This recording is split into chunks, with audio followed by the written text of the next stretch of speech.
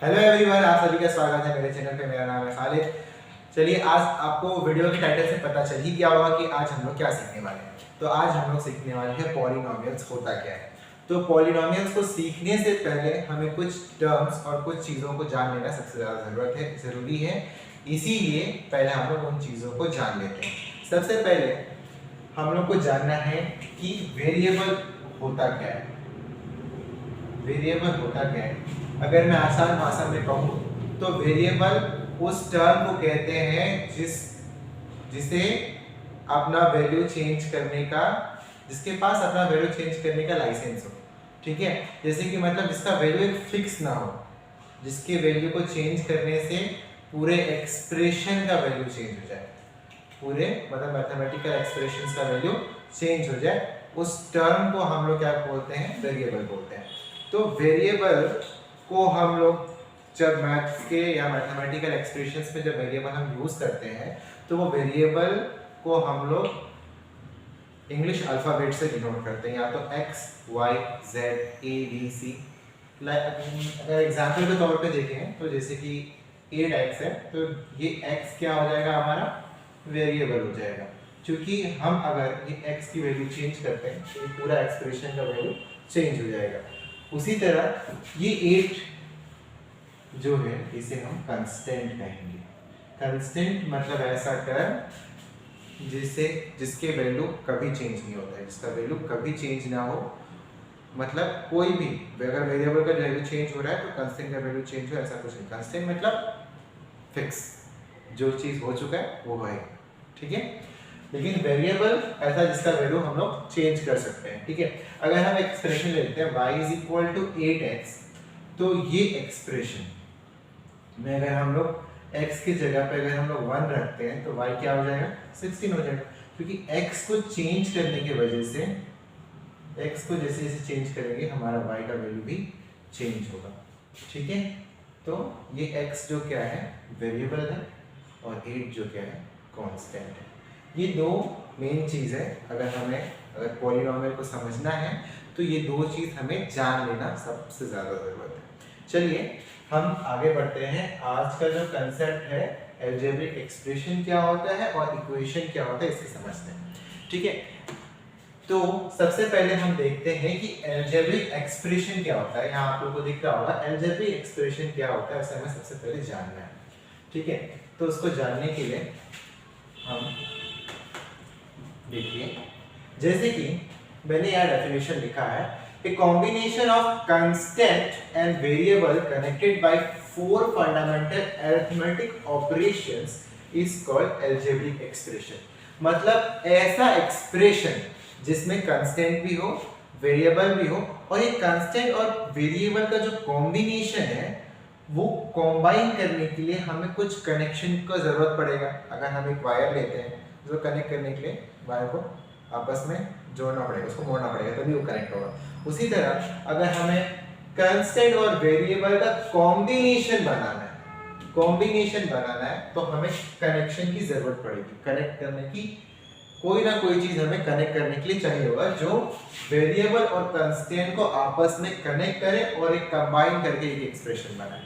तो उस कनेक्शन जो हम लोग यूज करेंगे अलजेब्रिक एक्सप्रेशन में, वो ज्यादातर में ये होता है, अरिथमेटिक ऑपरेशंस होता है। अरिथमेटिक ऑपरेशन वो 4 arithmetic operation plus, minus, multiply and divide होते हैं।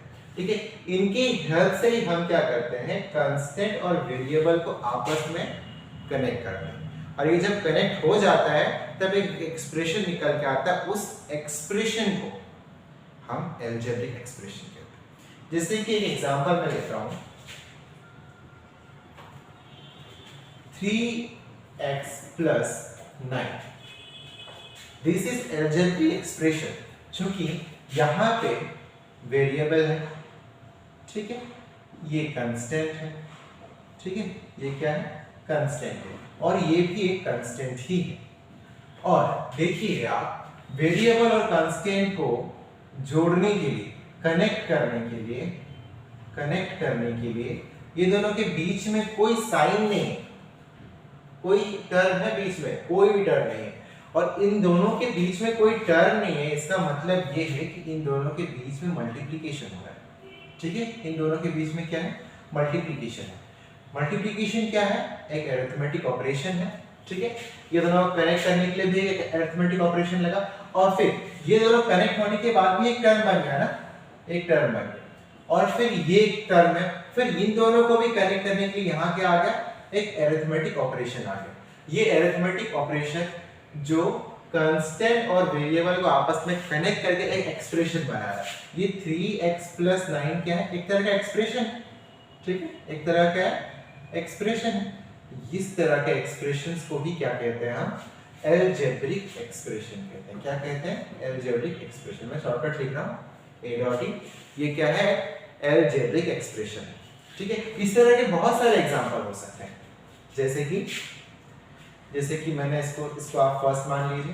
फर्स्ट हो गया 3x + 9, सेकंड हो जाएगा y² + x + 3ab।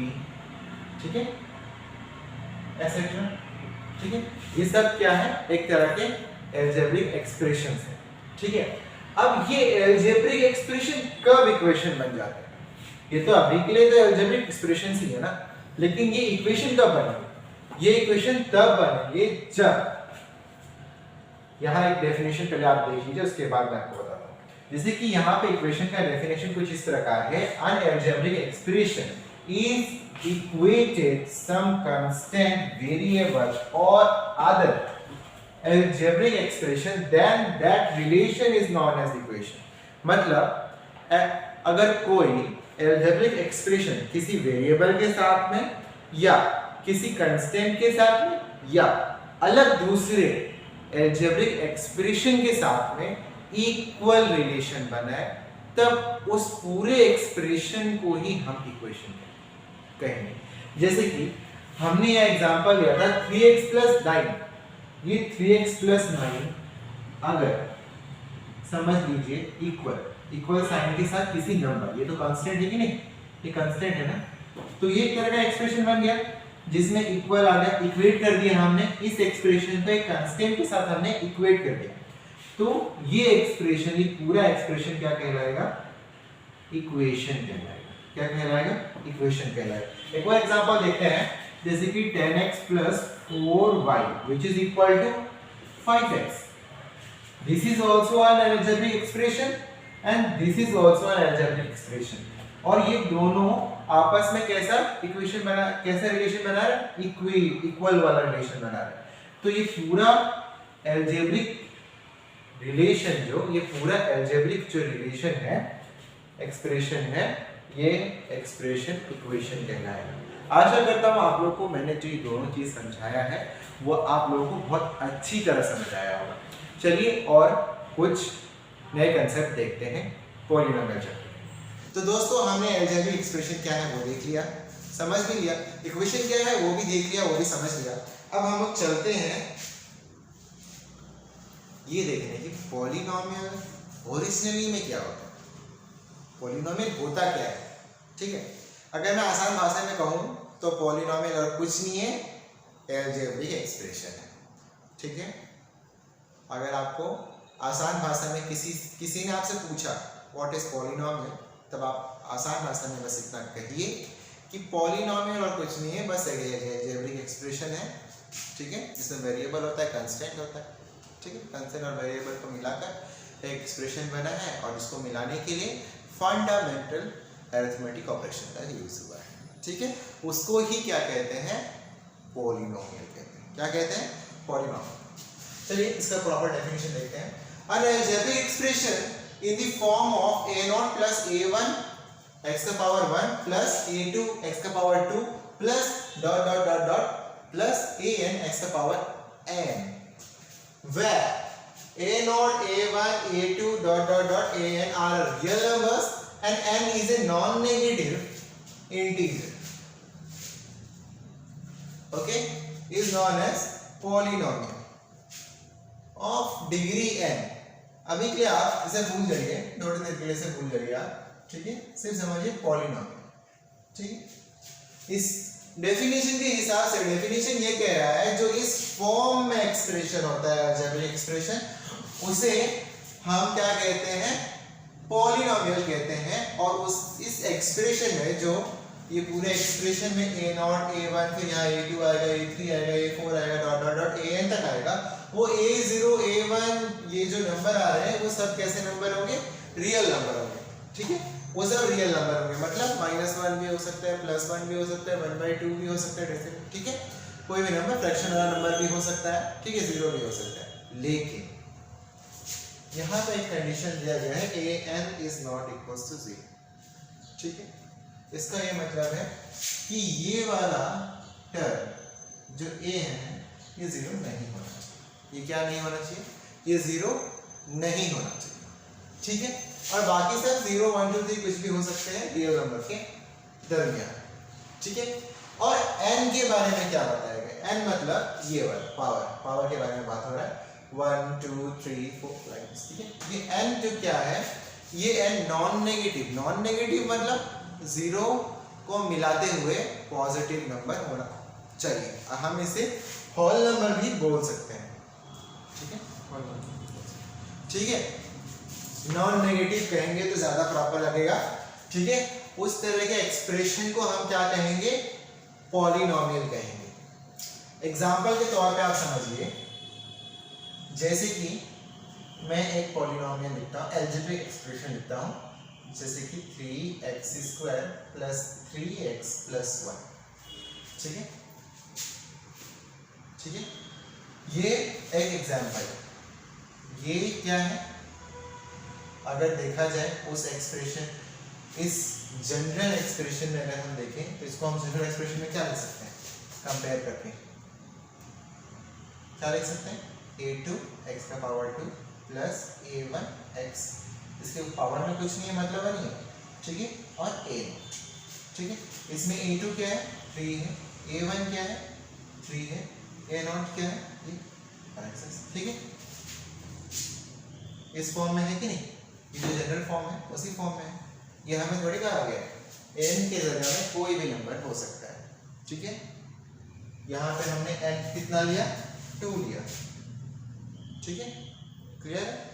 ठीक है, ये भी एक एग्जांपल हो गया। एक एग्जांपल में लेता हूँ 5x + 1। इसको अगर हम कंपेयर करके जनरल कंपेयर करके लिखें तो क्या होगा, a1x + a0। ठीक है, यहाँ पे a1 की वैल्यू क्या है, 5, और a0 की वैल्यू क्या है, a0। ठीक है, कोई बात नहीं। अब देखते हैं, ये तो आपको, मैं आशा करता हूँ आपको ये समझ आ गया होगा कि पॉलिनोमियल होता क्या है। ठीक है, पॉलिनोमियल होता क्या है ये आपको अच्छे से समझ आ गया होगा। ठीक है, अब देखिए पॉलिनोमियल को कैसे डिनोट करते हैं।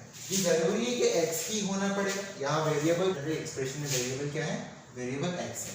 ठीक है, लेकिन पॉलिनोमियल का वेरिएबल x हो, पॉलिनोमियल भी तो एक अलजेब्रिक एक्सप्रेशन है, तो अलजेब्रिक एक्सप्रेशन में जो भी अलजेब्रिक एक्सप्रेशन में वेरिएबल x हो वो पॉलिनोमियल हो, ये मैंडेटरी नहीं है। हर अलजेब्रिक एक्सप्रेशन पॉलिनोमियल हो सकता है, वो भले ही अलजेब्रिक एक्सप्रेशन वेरिएबल x का हो, वेरिएबल y का हो, वेरिएबल z का हो, a b c किसी भी वेरिएबल का हो। ये मैंडेटरी नहीं है कि अगर कोई अलजेब्रिक एक्सप्रेशन दिया है और उसमें वेरिएबल x है तभी वो पॉलिनोमियल है, ये कोई मैंडेटरी नहीं है। एग्जांपल के तौर पे समझिए 4y² + 3, ये भी क्या है, अलजेब्रिक एक्सप्रेशन है, तो ये भी पॉलिनोमियल ही है। क्योंकि पॉलिनोमियल में होने के लिए ये पैटर्न में होना पड़ेगा। ये डेफिनेशन तो यही कह रहा है, ये पैटर्न में होने से, ये पैटर्न में जो जो अलजेब्रिक एक्सप्रेशन होगा वो पॉलिनोमियल कहलाएगा। वेरिएबल कुछ भी हो सकता है। इस अलजेब्रिक एक्सप्रेशन को, ये जो अलजेब्रिक एक्सप्रेशन लिखा गया है जनरल फॉर्म में, इसको हम y टर्म में भी तो लिख सकते हैं। y टर्म में लिखेंगे तो क्या होगा, a0 + a1y1 + dot dot dot dot a n y n, ये भी एक अलजेब्रिक एक्सप्रेशन है। ठीक है, तो वेरिएबल कुछ भी हो सकता है, x y z a b c कुछ भी हो सकता है। ठीक है, बस सादा सिंपल भाषा में यही है कि पॉलिनोमियल अलजेब्रिक एक्सप्रेशन है। ठीक है, बस इतना सा बात है। वो अलजेब्रिक एक्सप्रेशन में वेरिएबल, कांस्टेंट सब होना चाहिए। क्लियर है? ठीक है।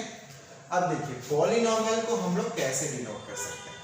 तो पॉलिनोमियल को हम लोग डिनोट करते हैं p ऑफ वेरिएबल से। क्या से? p ऑफ वेरिएबल से। जैसे कि ये एक पॉलिनोमियल है, तो इसको अगर हमको डिनोट करना है तो हम इसमें वेरिएबल क्या है? x है ना।